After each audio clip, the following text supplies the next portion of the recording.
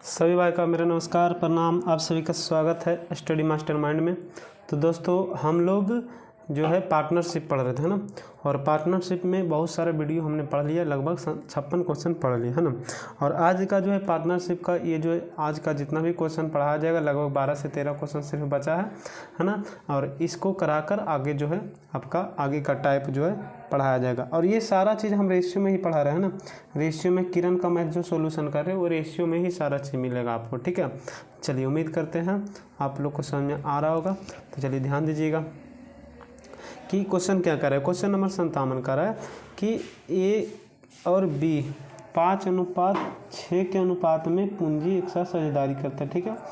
4 माह बाद ए अपनी पूंजी का 1/5 भाग निकालता जबकि बी अपनी पूंजी में 33.1/2 नहीं 1/3 है, ठीक है। इसको सुधार लीजिएगा। 33.1/3% की वृद्धि करती है और कह रहा है कि यहाँ से 6.3 लाख के वार्षिक लाभ में बी का हिस्सा का मतलब टोटल लाभ जो है कितना है 6.3। अब उसमें से कह रहे हैं कि बी का जो है लाभ क्या होगा, ठीक है। समझिएगा। पेन का साइज थोड़ा बढ़ा लेते हैं ना। हाँ, अब देखिएगा सबसे पहले तो ए है और कौन है, बी है। पूंजी लगाता है 5:6 के अनुपात में, ठीक है। अब यहाँ से कह रहा है कि ए जो है आपका 4 महीना जैसी होता है वह अपने पूंजी का 1/4 वापस निकाला था। मतलब टोटल पूंजी कितना था 5 और 5 का 1/5 मतलब 1 वापस निकाल लेता तो इसका पूंजी बचेगा कितना 5 बचेगा, सॉरी 4 बचेगा, है ना। इसका कहने का मतलब हुआ कि जैसे पहले तो 5 पूंजी लगा रहा था तो 4 महीना तक 5 रुपये, ऐसे समझिएगा 5 रुपया ए ने पूंजी लगाया 4 महीने के लिए। क्यों? क्योंकि 4 महीना बाद वह जो अपने पूंजी का 1 रुपया निकाल लिया था। तो अब बचेगा 4 रुपया, ठीक है जी। चलिए बी के बारे में क्या कहता है। बी के बारे में कह रहा है कि 33.1/3% की वृद्धि कर देता है। मतलब ये भी 4 महीने के बाद अपने पूंजी में छेड़छाड़ करता है, लेकिन ये क्या करता है, ए निकालता है और बी जो है वृद्धि करता है। कितना का वृद्धि करता है 33.1/3%। अब इसको हल कीजिएगा तो 1/3 हो जाएगा, क्योंकि 33×99 100/3% के लिए नीचे 100 से 100 कट जाएगा, कितना हो जाएगा 1/3। इसका मतलब एक अपने पूंजी का 1/3 क्या कर देता है, वृद्धि कर देता है, ठीक है। चलिए इतना तो समझ में आ गया होगा। अब अपने पूंजी का तो उसका पूंजी है कितना 6, उसका पूंजी 6 है। 6 का 1/3 मतलब 2 की वृद्धि कर देता। तो 2 का वृद्धि का मतलब हुआ पहले 6 था अब 8 रहेगा। अब यहाँ से आगे पढ़िए वार्षिक लाभ। वार्षिक मतलब 1 वर्ष में, तो 1 वर्ष में पूरा पूंजी लगाया तो पहला जो 5 पूंजी था वो 4 महीना के लिए था, तो अब जो 4 पूंजी बचा वो 8 महीना के लिए रहेगा, ठीक है। चलिए उसी तरीके से यहाँ जो 6 था वो 4 महीने के लिए था, अब जो 8 है वो 8 महीने के लिए रहेगा, है ना। अब अनुपात है तो काट भी सकते हैं। तो देखिए 4 से कटेगा 4 4 दूनी 8, प्लस में दोनों में कटना है, ठीक है। 4 4 दूनी 8, ठीक है। चलिए अब गुना कर सकते हैं। 4 दूनी 8 और 5 13, अनुपात यहाँ 6 का 6, 8 दूनी 16, 16 6 कितना हो गया 22। प्रश्न में जो है टोटल पूंजी दिया हुआ 6.3, यहाँ टोटल जोड़िएगा तो हो जाएगा 5 और आपका हो जाएगा 3, है ना। निकालना है बी का पूंजी। तो बी का पूंजी कितना से गुना कीजिएगा 22 से गुना कीजिएगा, ठीक है। 5 बार में 7 9 7 63.9, ठीक है जी। और यहाँ से हम लोग अच्छा पॉइंट हटा दीजिए 10 22 9 कितना होता है, तो 9 दूनी 18 198/50। अब 50 से भाग देना है तो दोनों में 2 से गुना कर दीजिए। तो देखिए हो जाएगा 198 गुने 2 करेंगे तो 198 गुने 2 8 दूनी 16 की 6 हो जाएगा और 9 दूनी 18 19 हो जाएगा और 2 1 2 1 3 हो जाएगा। अब यहाँ 50 दूना 100, 100 के मतलब 2 अंक के बाद दशमलव, मतलब 3 दशमलव कितना हो जाएगा 96, 3.96। चलिए उम्मीद करते हैं आप लोग को समझ में आ गया होगा, है ना।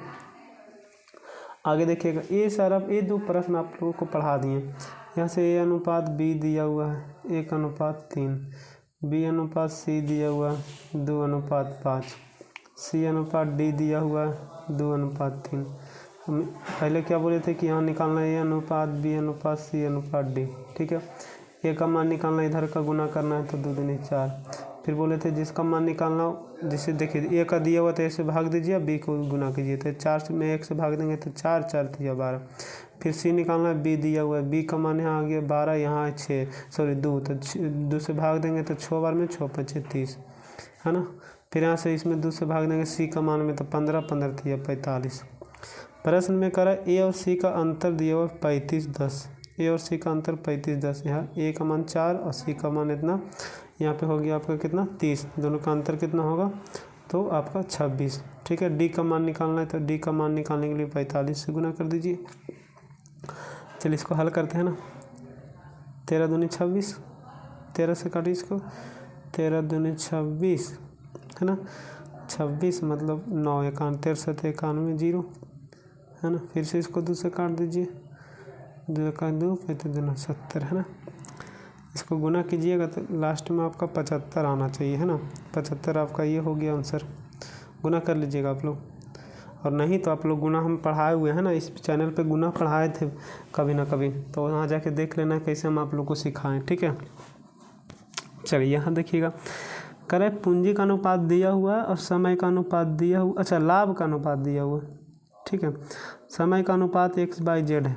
चलिए अब x/z का मान निकालना, मैंने समय बराबर निकालना।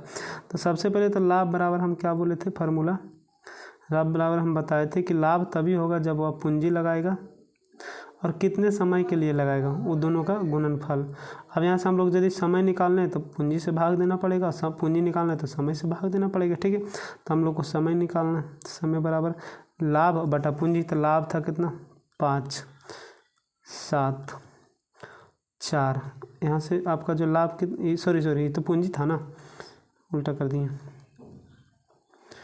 पूंजी आपका कितना था 5 7 4।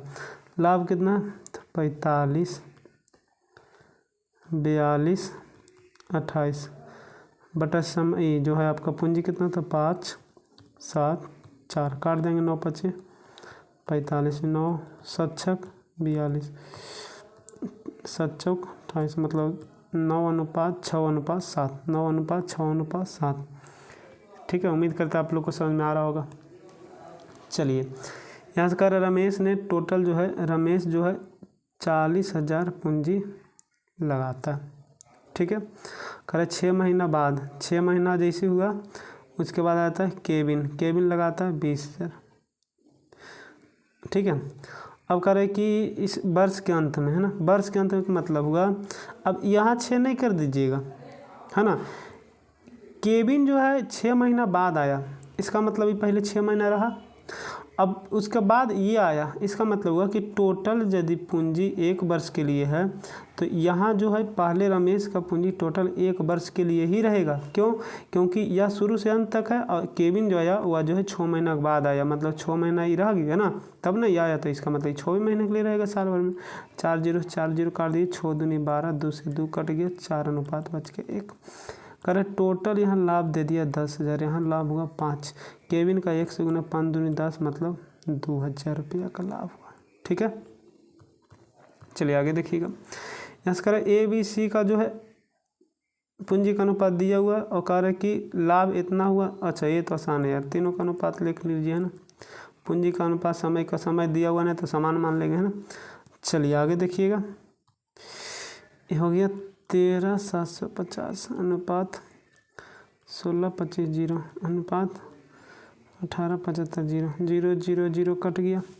25 से कट जाएगा ना, तो 25 से 13 चौक 52 55 बार में कटेगा, 16 चौक 64 65 बार में कटेगा, और 18 चौक 72 72 75 बार में कटेगा। फिर 5 से कट जाएगा 11 बार में, 13 बार में, 15 बार में। टोटल दिया हुआ 5200, यहाँ टोटल जोड़िएगा तो हो जाएगा 5 3 8 1 9, यहाँ हो जाएगा। ठीक है, करा कि एक साथ तीनों, ओ सॉरी सिर्फ बी का लाभ दिया हुआ था, यहाँ बी का लाभ दिया हुआ था 13। ठीक है, टोटल निकालना है तो 39, 13 39, 3 से इसको गुना कीजिएगा, 3 दूना 6 पंती 15 मतलब 15,600। ठीक है, चलिए आगे देखिएगा। ए और बी है ना, ए और बी क्रमशः इतना और इतना रुपये का पूंजी निवेश करता है। ओ ये तो आसान है, ये भी आसान है। दोनों का अनुपात लिखिए, ये 92,500 पूंजी लगाता है, ये 12,500 लगाता है। 2 0 कट जाएगा, 25 से काटिएगा इसको तो 25 से ही 5 बार में कटेगा, 25 9 36 37 बार में कटेगा ना। बी का लाभ दे दिया है 900। अच्छा, ए इतना पूंजी लगाता, सॉरी यहाँ पे एक और है ना, एक और है। चलिए रुकिएगा थोड़ा सा, अब इसको काटिएगा है ना, 2 0 2 0 कट गया, इसको काटिएगा तो 9 चौक 36 एक 37 बार में कटेगा, 11 चौक 44 एक 45 बार में कटेगा। बी का लाभ दिया और 9000 यहाँ 45, ए का लाभ निकालना 37 से गुना, 2 बार में कट गया, 2 से है ना, 37 से 2 बार में गुना कर दीजिए, ठीक है। 37 गुना कितना 76। तो यदि उनके द्वारा अर्जित लाभ में बी का हिस्सा इतना रुपये है तो एक अर्जित लाभ बताइए। सही तो बनाए हैं ना, सही तो बनाए हैं। रुक जाइए थोड़ा सा देख लेते हैं।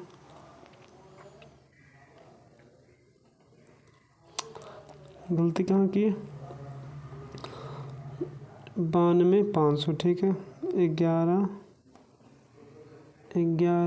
25 00 2 0 2 0 कट गया, 11 चौक 44 एक 45 बार में कटाई, और ये हो गया 9 चौक 36 एक 37 बार में कटा, ठीक है। अब यहाँ से कह रहे हैं कि रुकिएगा, व्यवसाय शुरू किया, उनके अर्जित लाभ में जो है बी का हिस्सा दे दिया है 9000, ठीक है। 9000 दे दिया, बी का हिस्सा 9000, तो ए का लाभ पूछ रहा। सही तो है यार, इसमें गलत कहाँ किया, हम रुपयों में पूछ रहा है। 7600 रुपया, कहीं तो कुछ कर रहे हैं, या तो आंसर गलत होगा ना। थोड़ा सा देख लेते हैं ना, क्वेश्चन मिलाकर, रुक जाइएगा थोड़ा सा। इसका आंसर गलत है, ठीक है, सुधार लीजिएगा, कहीं लिख लीजिएगा 7600 रुपया।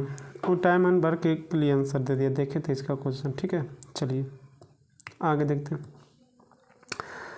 टोटल करा आपका जो है यहाँ पे, रुक जाइए थोड़ा सा, हाँ, करे 8200 रुपये की राशि ABC इस प्रकार निवेश करता है, ठीक है।